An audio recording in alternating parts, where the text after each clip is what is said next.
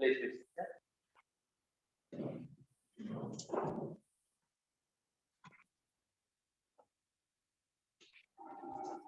First of all, I would like to thank God for this wonderful privilege which He has given us to come here in this precious next day and to worship Him together. And at the same time, I thank all the leaders of the church for giving me this chance to share the word of God. Let's look to the Lord in prayer. Our most blessed Heavenly Father, we thank you, Lord, for this wonderful morning prayer which you have given us, Lord. Thank you, Father, for adding us today in our life, O Lord. Thank you. All can come together and glorify and exalt your name. Lord, we commit this entire time unto your Peter, Lord, and we pray that you bless us, Lord, Father. Lord, the word which you will speak to us, Lord, you speak and I will use me as a channel of blessing for all of us, Lord. Thank you, Father, for hearing us. In Jesus' name.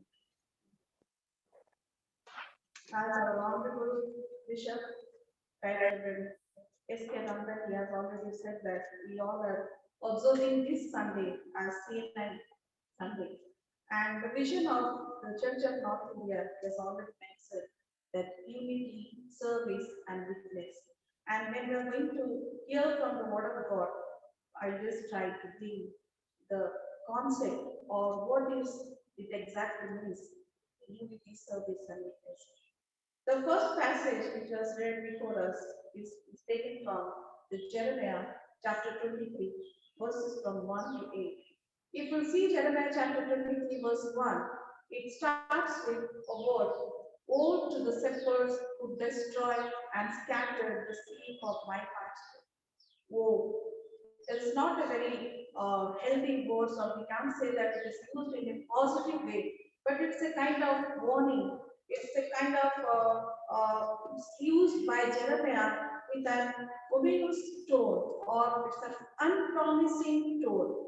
That if we say in Odia, it says like hi. So it is not very good to hear when it is used by Jeremiah that woe to the shepherds. So who are these shepherds, or to whom Jeremiah is addressing that woe to the shepherds? These are the kings of Judah, in whose hand the God has given his people, his seeds. But here if we say, this is the voice of prophet Jeremiah, however, the words are of God, the Yahweh. The spotlight of judgment is focused on the shepherds. The shepherds.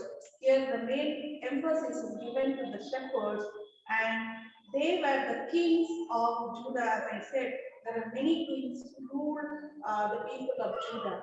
And here, the shepherds' responsibility is mentioned by the prophet Jeremiah. What was the responsibility, or what are the responsibility of the shepherds? Their main responsibility is to nurture the seeds, to take care of the seeds, and to protect the seeds. So that is the main work or the responsibility of shepherds. But here, if you read the verse, it says that, verse 2 says, "Therefore, thus says the Lord, the God of Israel, concerning the shepherds who care for my people, you have scattered my flock and have driven them away. You have not attended to them. Behold, I will attend to you for an evil days, declared the Lord." The three things mentioned here by Jeremiah. The first is like, you have scattered my flock. The second is, you have driven them away, and then you have not attended to them. So these are the main responsibility of the shepherd. But whereas the kings of Judah, they failed to practice their responsibility, and that's why the word of God came to Jeremiah as a kind of warning to that you have scattered my flock and you have not taken care of my seeds. So, my dear church, if we read these verses, what it tells us today, who are the shepherds? Who are the shepherds? They are the leaders of God's flock. They are the leaders of God's flock. And if I and you are holding some responsibility to take care of the flocks, and then the flocks of God Himself, then we all are the shepherds. And these words of Jeremiah to God, the word of God to Jeremiah is coming to all of us, that if we fail to take care of God's flock, then we are not the good shepherds. We are not the good shepherd. And God is reminding through Jeremiah this morning to all the shepherds who are in charge of his sheep. And that's why let us take this warning seriously. What am I doing to his flock? Am I taking care of my sheep? Am I taking care of God's flock properly?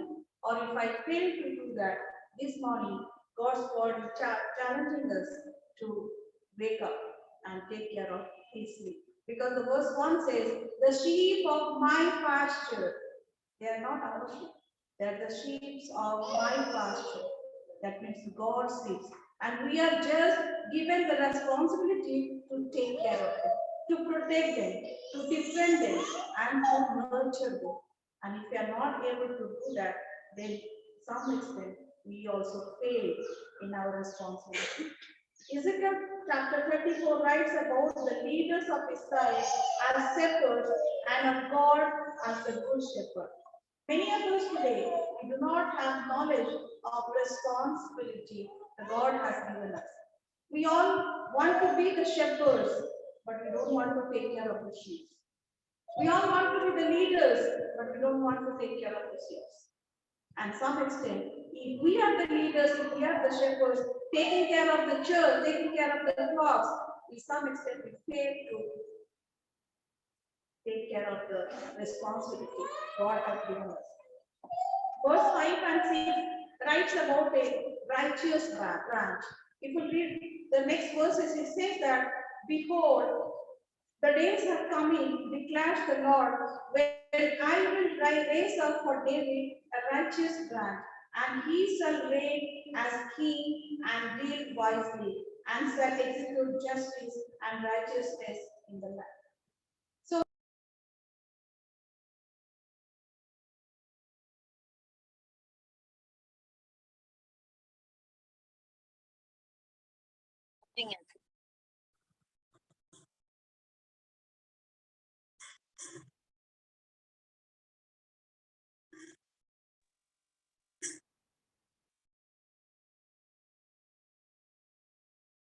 so that will be saved. The divided kingdom on earth will be united on heaven, and it will be one. It will be one. Who is that branch of righteousness? Who is that branch of righteousness is spoken here as the branch from David's family line? He himself is righteous, and through him all his children are made righteous. My dear church, is Christ Jesus. Christ has been broken the power of Satan, and his obedience unto death is the justifying righteousness of all believers. God raised Jesus Christ from the line of David as the righteous branch who dealt the people wisely, and he will reign over his people. Here we see the purpose of Christ coming to this earth as a righteous branch. When he came to this world, and when God sent his son to this world, he came to this world with three purposes. And what are these purposes? The first purpose of Christ coming to this world is that they may be one. That they may be one. Unity. If you see John chapter 17, verse 22 and 23. The glory that you have given me, I have given them. Jesus Christ, in his high priestly prayer, is praying that the glory that you have given me, I have given them, that they may be one, even as we are. So that they may be one. To unite the whole creation. That was the main purpose of Christ coming to this world. My dear church, you know the background. You know what happened in the Garden of Eden. When God had fellowship with his people, when God had fellowship with his children, Adam and Eve, devil entered and he brought fraction, he brought devastation in the Garden of Eden. He separated the fellowship they had with God. They will never want people to be united. His only work is to divide. His only work to divide the family. His only work to divide the church. His only work to divide the entire world. And that he started in the Garden of Eden. And that's the reason God sent his son to this world to unite his people with God. And that's why before Christ's death, when he is praying to his Father, he said, Lord, I pray that they will be one. They will be one as we are one. That is the first purpose of Christ, and that's the vision of Church of North India. Unity. Let us all be united. The devil will try to divide us, but Christ wants us to unite. So let us be united. The second purpose of Christ coming to this world is not to be served, but to serve. Not to be served, but to serve. If you see Luke chapter 22, verse 28, it says, the Son of Man did not come to be served, serve, but to serve. A leader must serve. A shepherd must serve. If you see the world today, we all as leaders, we want someone to serve me. I want someone to serve me. Every time, everywhere I go, I want my flock to serve me. But that's not the quality or the nature of a good shepherd. A good shepherd always he should be serving his people. Christ came to this world to serve the people. He never expected people to serve him. Whenever people tried to make him as God, he stopped them. He did not allow them to make him or to call him as God. But wherever he went with a passion to serve the humanity. He fed the hungry. He healed the sick. He taught them. He preached his God's word and he brought them back to Christ. Brought them back to God and to his kingdom. That was his only vision and motto when he was on this earth, to serve the people. That's why he said, I have come not to be served, but to serve. So if we belong to Christ, and if we say that we are the shepherds, then our motto, our vision should be to serve the people. And never expect people to serve us. So that's the second purpose of Christ coming to the world. And the third purpose of Christ coming into the world is that they may have life and have it to the full. They may have life and have it to the full. John chapter 10 talks about who is a good shepherd. If you read Gospel of John chapter 10, it particularly talks about who is a good shepherd. It begins with the nature of bad shepherd. The bad shepherd always comes to kill and destroy the sheep. And that's why a bad shepherd never enters through the door. But a good shepherd always enters through the door. And Jesus Christ himself said that I am a good shepherd and I know my sheep. I'm a good shepherd and I know myself. And when he was on this earth, he knows his sheep. He was there to take care of them. And his only one, his main focus was that everyone should get that eternal life, the life in abundance, life in abundance. So if we go to the second passage of today's scripture reading, which is taken from Gospel of Luke chapter 12, there it talks about do not store up treasures on earth, but store up the treasure in heaven. And that was the purpose of Christ coming to this earth.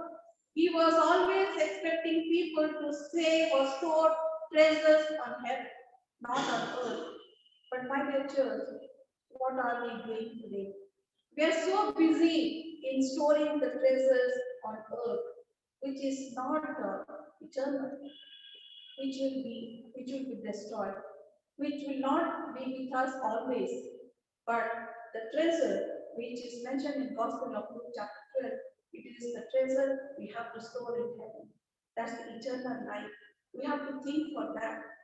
If we are busy in storing the treasure on earth, then we are really, though we have more power, position, property, everything on this earth, but still then we will be called as poor, the beggar in the sight of God. because we have not stored the treasure in heaven. So we have to be very careful what are we doing on this earth. If God has kept us on this earth, if God has kept me and you on this earth, He has a purpose for that.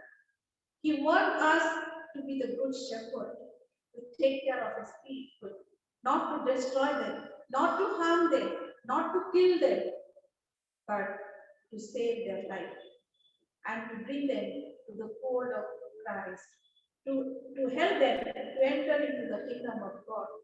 And the day when Christ will come again, we all will enter with Him to heaven, where He has kept the best things for all of us.